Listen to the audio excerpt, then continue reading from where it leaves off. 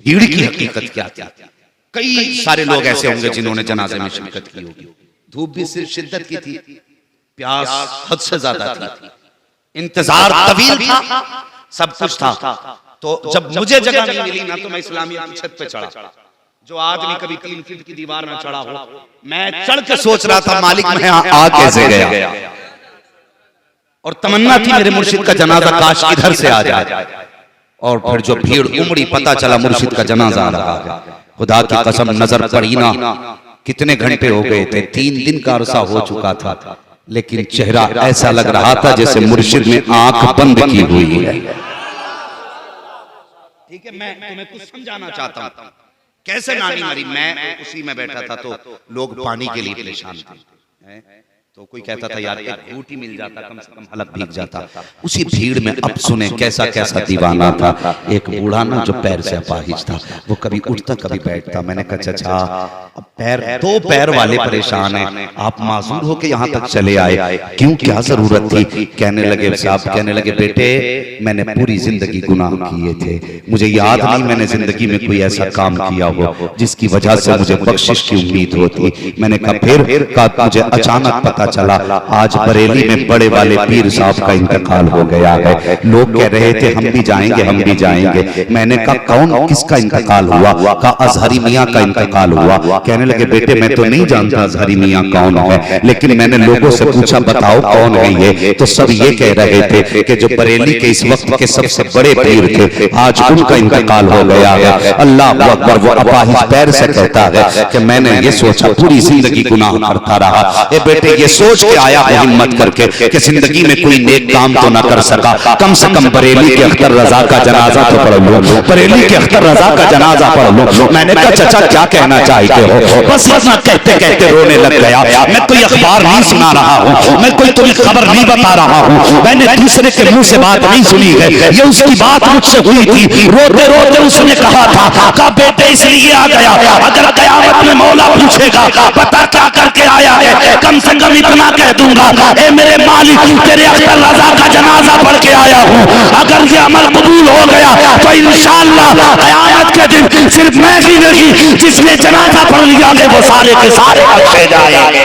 नारे तकबीर, नारे रिसालत, मसलक आला हज़रत, बस्ती बस्ती करिया करिया, फैज़ाने हुजूर ताज शरिया, फैज़ाने सरकारी शरीफ, मुफ्ती मोहम्मद हम्माद रजा मुरादाबादी।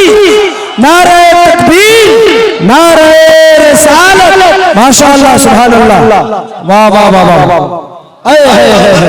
कैसा कैसा दीवाना जनाजे में था। खुदा की कसम ये हिंदुस्तान का तारीखी जनाजा था। और बात बता दूं तुम्हें अंदर की, तैयार है, तैयार है, जरा कहते हैं रसूल अल्लाह और जोर से। खुदा की कसम सुनो अंदर की बात करने लगा हूं, और बहुत अंदर की बात।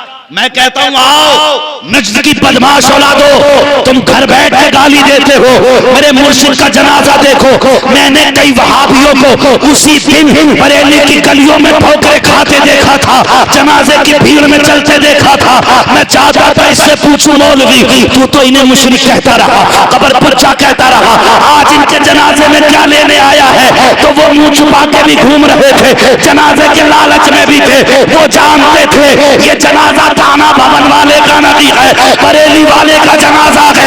अगर इसमें अपने आ गए तो वो भी बख्शे जाएंगे, खैर आ गए हैं तो वो भी बख्श दिए जाएंगे।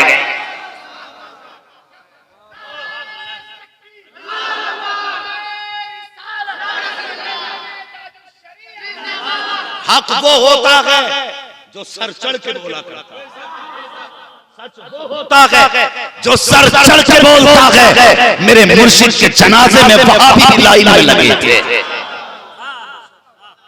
हाँ, और जब पूरी जिंदगी मेरे मुर्शिद से इख्तिलाफ करते रहे, जिन्होंने ये कहा था, सुने जिसने भी कहा था, मैं कभी किसी फर्म और कंपनी को बुरा नहीं कहता, हो सकता है उसका कोई एक प्रोडक्ट खराब हो जाए,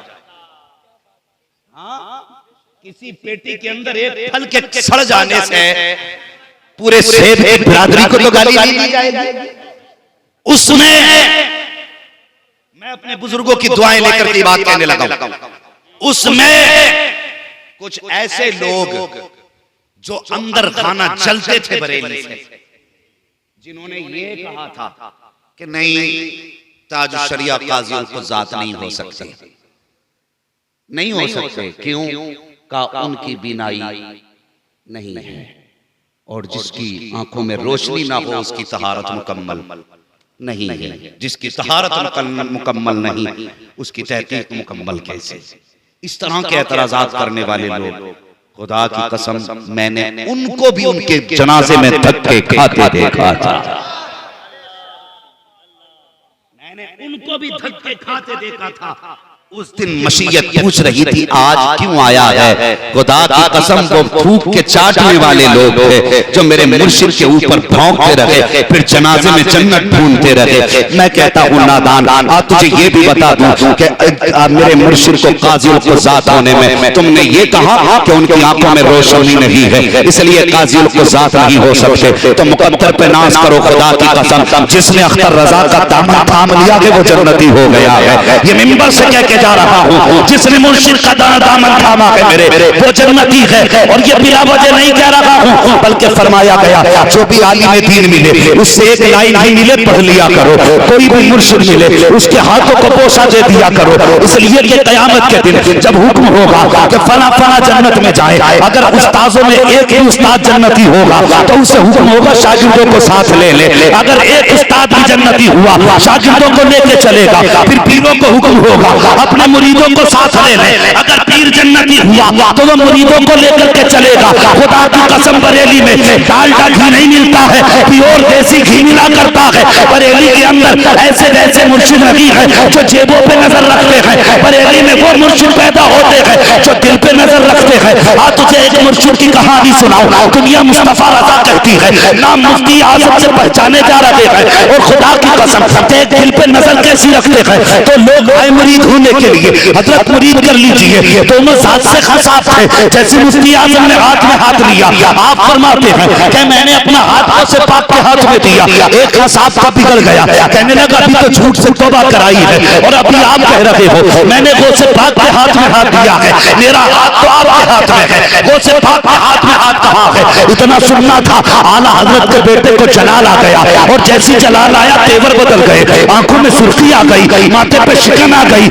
आपने कुछ ना कहा, अपने सर का रुमाल उतारा, आने वाले के चेहरे पे डाला, आंखें बंद कर और अब मैंने अपना हाथ वो से पाक के हाथ में दिया। अल्लाह अकबर इतना कहना था, फिर फरमाते हैं बता अब आंखें खोल के देख तेरा हाथ किसके हाथ में है। जैसे उसने आंख खोली है तो क्या देख रहा है? जब आंख बंद की थी हाथ वो से हाथ मैंने मुफ्ती आजम के हाथ में दिया था, लेकिन जब आंख खोली है अब सामने मुफ्ती आजम न थे बल्कि सामने वो से आजम जलवागर थे, वो से आजम बैठे हुए थे। मैं कहता हूँ खुदा की कसम बरेली में डालडा घी नहीं देसी घी हुआ करता है। बरेली के अंदर ऐसे पीर नहीं है जो मुरीदों को दोज़ख में लेकर के जाए, बल्कि ऐसे पीर हैं जो जन्नत में लेकर के आए। ये मेरा दावा गलत नहीं है, बल्कि ये ऐलान मेरे मुर्शिद ने पहले कर दिया था। मगरिब का वक्त हुआ है और खुदा की कसम अजान हुई है, मेरा मुर्शिद जन्नत की तैयारियों में बैठा है।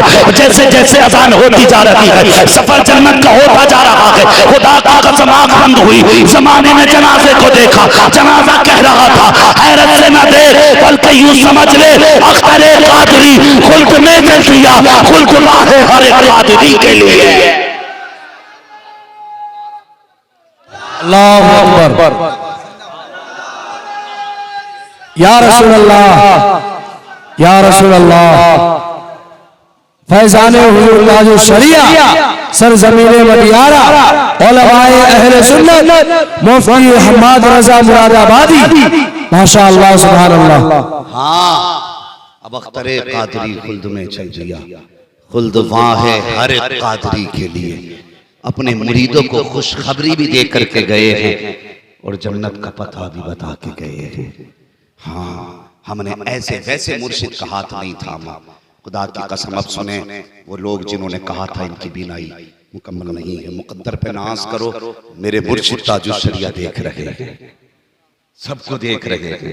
भाई जावेद, मुकद्दर के धनियों के ये दौलत तुम्हारे हिस्से में आई है। हाँ, तुम्हारे हिस्से में दौलत आई है। खुदा की कसम, ये चर्चे जब तक जिंदा रहना करते रहना, इंतकाल हो तो नस्लों को कह जाना कि मर जाना बरेली वालों का तस्करा बंद मत कर देना। हाँ, मर जाना बरेली वालों का तस्करा बंद मत करना। और ये आज भी बरेली शरीफ की करामत है। आज भी गारंटी के साथ कहता हूं, जो बरेलवी हो जाता है, सुने, जो बरेलवी हो जाता है, यानी किसी बरेलवी पीर के हाथ में हाथ दे देता है, तो वो मोहताज होके तो मर सकता है, गरीब होके तो मर सकता है, लेकिन बदअकीदा होके नहीं मर सकता है।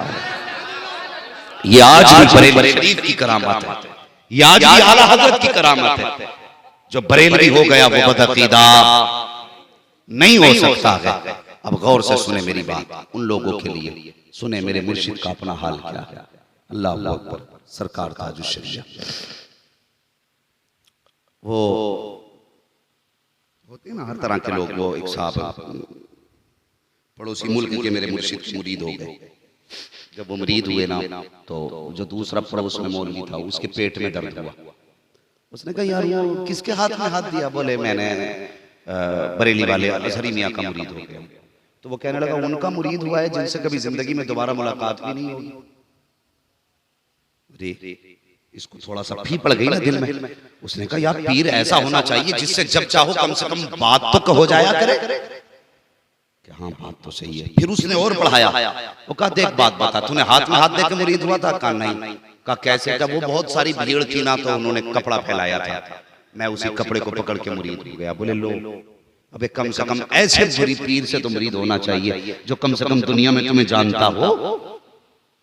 जो तुम्हें दुनिया में नहीं जानता वो आखिरत में कैसे जानेगा? ये बात कही, उसके दिल में बात आ गई, यार बात तो सही कह रहा था। फिर का चल ऐसा मुरीद, ऐसे पीर का मुरीद हो जा जो तुझे भी जानता हूं, तू उसे जानता हो। का ठीक है, फिर मुलाकात करा।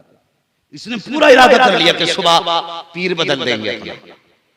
लेकिन जब आंख लगी ना, तो ख्वाब में मेरे ताजुश शरिया तशरीफ ले आया। ताजुश शरिया तशरीफ ले आए और फरमाने लगे क्यों परेशान है? इसलिए परेशान है ना कि मैंने तेरा हाथ में हाथ नहीं लिया। तुझे ये तमन्ना है ना कि मैं अपने मुर्शिद से बात भी करूं।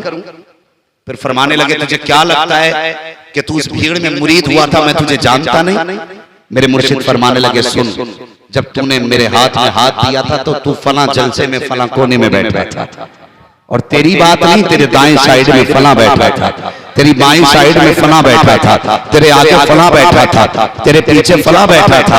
अल्लाह अकबर। उसके बाद मुर्शिद फरमाने लगे अगर बात करने का इरादा हो ना तो असजद मियाँ का नंबर ले लेना, असजद मियाँ के जरिए फोन पे बात कर लिया करना, मुझसे बात हो जाया करेगी। अल्लाह अकबर। बड़ा बेकरार हुआ। इतने में आँख जितने बात हो रही थी ख्वाब में, दरवाजे पे दस्तक हो गई। आँख खुली, क्या देखा? दरवाजे पे कोई इंजीनियर साहब आए हैं। कहा कैसे आए हो?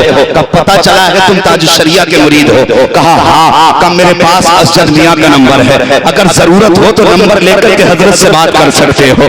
ये कहकर इंजीनियर ने बात की। अल्लाह अकबर। बेकरार हो गया मुरीद। अगले दिन टिकट लिया, भारत में आया, मुर्शिद की बारगाह में हाजिरी दी, कदम पकड़ के रोने लग गया। कहने लगा हजरत जी जब सब कुछ बता दिया था तो नंबर भी आप दे देते, इंजीनियर को भेजने की जरूरत क्या थी? मेरे मुर्शिद ने मुस्कुरा कर फरमाया बेटे जल्दी मुझे नहीं, जल्दी तुझे हो रही थी। जो तेरे दरवाजे पे इंजीनियर आ गया था, अगर वो ना आता तो पता भी अख्तर लगा देता और फोन नंबर भी तुझे अख्तर लगा देता।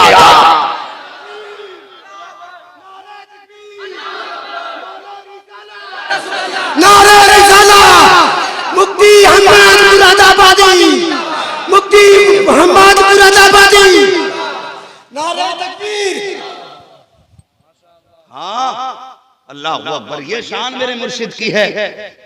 मैं कहता हूं चलो बना लो मरकज अपनी मर्जी से, मगर एक बात बता दो, तुम इमारत कितनी बड़ी बना लो, किताबें कितनी ला के रख लो, लेकिन वहां मजार में इमाम अहमद रजा कहां से लाओगे? मरकजियत वहीं रहेगी जहां पे मेरा अहमद रजा रहेगा। हाँ, और कोई आम घराना नहीं, खुदा की कसम मुकद्दर पे नाज करो। अल्लाह ने मुझे और आपको बरेलवी बनाया, बरेलवी बनाया, मुकद्दर के धनी। और कौन है ताजुश शरिया? पैदा हुए ना, पैदा हुए जानते हो, जिनके नाना मुफ्ती आजम, अल्लाह अकबर, जिनकी माँ मुफ्ती आजम की बेटी जब पैदा हुए तो बच्चा पैदा होता है तो हम कहते हैं साहब मौलवी साहब से कोई चीज उनके मुंह की बच्चे के मुंह में डलवा दो, किसी बुजुर्ग के मुंह का लुआब बच्चे के मुंह में लगवा दो, इससे बच्चे की जिंदगी में बरकतें आती है। मगर सोचो तो सही, जब ताजुश शरिया पैदा हुए ना तो लुआब अपना मुफ्ती आजम ने चटाया था, मुफ्ती आजम ने चटाया था। कौन है मुफ्ती आजम जानते हो? मुफ्ती आजम आला हजरत के बेटे। और आला हजरत कौन है इसे समझने के लिए हैरत होती है। लोग मुफ्ती आजम को तो वली मानने तैयार हैं, लेकिन आला हजरत को वली मानने तैयार नहीं। हाँ, कहते आला हजरत वली नहीं थे, मौलवी थे बड़े वाले, आप वली नहीं थे। अच्छा चल नहीं थे वली। एक दिन मुफ्ती आजम बैठे हुए थे, किसी ने मुफ्ती आजम से कहा कि आप आला हजरत के बेटे? इतना सुन के ना आप रोने लगे। पूछने वाले ने कहा हजरत मैंने कोई बात तो आपको गलत नहीं कही, आप क्यों रोए?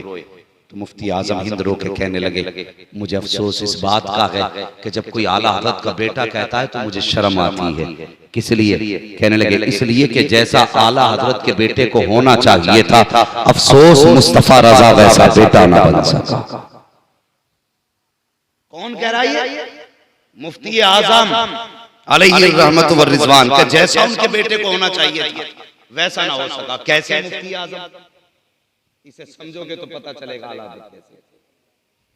अभी थके तो नहीं आप लोग? तैयार हैं? जरा कह दें या रसूल अल्लाह, अल्लाह सलामत रखे। कैसे हैं मुफ्ती आजम?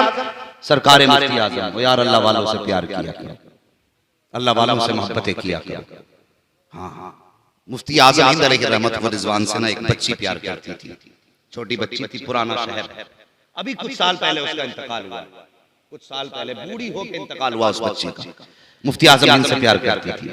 एक दिन अपने अब्बू से कहने लगी अब्बू जी मैं नन्हे मियाँ या मुन्ने मियाँ बचपन में मुफ्ती आजम को कहा ऐसे ही कुछ। तो वो कहने लगी मुझे नन्हे मियाँ से मिलना है। तो बाप ने कहा बेटी ठीक है मुलाकात करा लेंगे। इत्तेफाक से एक दिन तबीयत खराब हुई, फिर उसने कहा बच्ची मेरी तबीयत खराब हो गई, मुझे मिलना है। बाप ने कहा बेटे जब ठीक हो जाएगी तब मुस्तफा रजा से मुलाकात करा देंगे। दिन गुजरते गए, तबीयत बिगड़ती रही। एक दिन बच्ची का अचानक इंतकाल हुआ। जब बच्ची का इंतकाल हुआ ना बाप की चीख निकल गई, बाप बाप होता है। अल्लाह अकबर, बाप रोने लगा बेटी को जनाजे को देख करके। जब बच्ची की चचा ने देखा, भाई के कांधे पे हाथ रख के कहा यार क्यों रो रहे हो? कहा बेटी की तमन्ना थी कि मुफ्ती आजम से मुलाकात कर सकूं, अफसोस बेटी का इंतकाल हो गया और मैं मुफ्ती आजम से इसकी मुलाकात ना करा सका। जब इतनी बात चचा ने सुनी ना तो कहने लगे क्या हुआ? जिंदगी में ना सकी, कम से कम मरने के बाद ही मुलाकात हो जाएगी। अल्लाह अकबर। का कहना क्या चाहते हो? का मेरी मर्जी ये है कि बच्ची की लाश को उठाओ और मुफ्ती आजम के दरवाजे पे लेके चलो। एक बाप ने बेटी की लाश को उठाया, 6-7 साल की उम्र बच्ची की थी। बाप ने बच्ची की लाश को उठाया, आया सौदा गिरान के अंदर जहां मुफ्ती आजम हिंद नमाज में मसरूफ हैं। और वो तख्त आज भी मौजूद है जिस पे लाकर के मुफ्ती आजम हिंद खुद बैठा करते थे। उसने बच्ची को उस तख्त पर लिटा दिया और लिटाने के बाद मुफ्ती आजम को देखा, आप नमाज में मसरूफ थे, नमाज की हालत में थे। जैसे आपने सलाम फेरा, पीछे मुड़ के देखा, बाप की आंख में आंसू थे। मेरे मुफ्ती आजम फरमाते हैं क्या बात क्यों रो रहे हो? का हुजूर रोऊं ना तो क्या करूं, बेटी का जनाजा उठा करके लाया हूं। इतना सुनना था। मुफ्ती आजम फरमाते हैं तुम्हें पता है तुम किसकी गलियों में खड़े हो? तो मोहम्मद रजा की गलियों में खड़े हो। यहाँ लोग रोते हुए आते हैं, हंसते हुए जाया करते हैं, आंसू पोंछ लो। उसने कहा हुजूर क्या करूं, बेटी का जनाजा लाया हूं, आंसू थम नहीं रहे हैं। अल्लाह अकबर। सरकार मुफ्ती आजम अपने वजीफे से फारिग हुए और उठे। फरमाया क्या बात है? बाप रो के कहने लगा हुजूर जब मेरी बेटी जिंदा थी इसकी तमन्ना ये थी कि मुफ्ती आजम से मुलाकात कराऊं, लेकिन अफसोस ये है कि पहले मैंने मुलाकात ना कराई, फिर बच्ची की तबीयत खराब हुई, बच्ची बीमार होती गई। वो मुझसे कहती रही, मैं इसकी शिफा का इंतजार करता रहा। आखिरकार बच्ची का इंतकाल हो गया। हुजूर मैं ये सोच करके लाया हूँ कि बच्ची तो आपको न देख सकी, आप ही बच्ची के चेहरे पे नजर डाल दें। मेरे मुफ्ती आजम पूछते हैं कहाँ है बेटी? कब वो तख्त पे लेटी हुई है, सफेद कपड़ा बच्ची के बदन पे पड़ा है। अल्लाह अकबर। मुफ्ती आजम हिंद तशरीफ लाए हैं। आने के बाद आपने पैरों की तरफ से कपड़ा हटाया है, हटाने के बाद बाद बच्ची के पैर का अंगूठा पकड़ा, पकड़ के हिला के फरमाया, फरमाते बेटी आंखें खोल, देख मुन्ने मियां आ गए हैं। इतना कहने की देर थी, खुदा की कसम तारीफ गवाह है, बच्ची आंखें खोल देती है, उठ के बैठ जाती है। मुफ्ती आजम के कहने की देर थी, ऐसा लग रहा था कि इशारा मुफ्ती आजम का था, करम बगदाद वाले गौसे आजम का हो गया हो। ऐसा लग रहा था कि जबान मुफ्ती आजम की थी, करम मुस्तफा का हो गया हो। ऐसा लग रहा था कुंबे इज़्निल्लाह मुफ्ती आजम कह रहे थे और उसमें रूह मलकुल मौत वापस करते जा रहे थे। मुझे बता, जब मुफ्ती आजम हिंद की शान ये है तो फिर आला हजरत की शान क्या रहेगी? वो कहते हैं जैसा उनके बेटे को होना चाहिए था वैसा मैं ना हो सका। बता, जो कह दे तो मुर्दे जिंदा हो जाते हैं। अगर बेटे की ये शान है तो फिर मेरे इमाम अहमद रजा की शान का अंदाजा क्या होगा? लगा सकता है कोई अंदाजा? मगर आओ अब तुम्हें हकीकत की तरफ लेके चलो। चलें चलें, अल्लाह सलामत रखे। गौर करें, पैदा हुए तो मुफ्ती आजम ने अपना लुआब दहन आपके मुंह में डाला। जब आप बिस्मिल्लाह खानी की उम्र शरीफ की, मुफ्ती आजम हिंद ने बिस्मिल्लाह खानी कराई, ये फैसला हुआ कि इनको किस मदरसे में डाला जाए। अब मेरी बात बहुत गौर से सुनना, इनको किस मदरसे में डाला जाए? तो आपकी वालिदे मोहतरमा कहने लगी, नहीं, अपने अख्तर को मैं खुद पढ़ाऊंगी। अब सोचने वाली बात है, अपने अख्तर को मैं खुद पढ़ाऊंगी। आज भी बरेली जाके पता कर लो, आपकी वालिदा बचपन से ही अपने हर बेटे का नाम लेती थी, लेकिन बचपन से मेरे मुर्शिद का नाम नहीं लिया, बल्कि जब से पढ़ना माँ के पास ताजुल शरिया ने शुरू किया ना, माँ तभी से बड़े मौलाना कहा करती थी, तभी से माँ बड़े मौलाना कहा करती थी। अब मुझे बताओ, जिसकी माँ ऐसी हो फिर उसका बेटा कैसा होना चाहिए? बेटा कैसा होना चाहिए? हाँ, आज अपने हालात हम देखें, हम दुआएं करते हैं, मौलाना ऐसा तावीज दे दो कि मेरा बेटा कुतुब हो जाए, ऐसी दुआ कर दो मेरा बेटा वली बन जाए। मैं कहता हूं खुदा की कसम, सबसे पहला मकतब बच्चे के लिए माँ की गोद होती है। वो माँ जिसने बच्चे को मोबाइल सुना सुना के पाला हो, तो बच्चा नाचने वाला नहीं होगा तो फिर कौन होगा? जिसने गाने सुना सुना के बच्चे को जवान किया हो, फिर मुझे बताओ उस बच्चे का जवानी का हाल क्या होगा? आज शिकायतें, बेटा शराब पी रहा है, बेटा जुआ खेल रहा है। आज उम्मत मुस्लिमा का अलमिया ये है कि सबसे ज्यादा हिंदुस्तान में कोई कौम शराब पी रही है तो वो तुम्हारी और मेरी कौम शराब पी रही है। हमें शर्म नहीं आती? कादरी भी हम कहलाते हैं, रज़वी भी हम कहलाते हैं। जब चार यारों की महफिल में बैठते हैं तो शराबों के जाम उड़ाए जाते हैं और उसके बाद कहते हैं कि हम कादरी हैं। कौन सा चेहरा गौसे पाक को हम दिखाएंगे?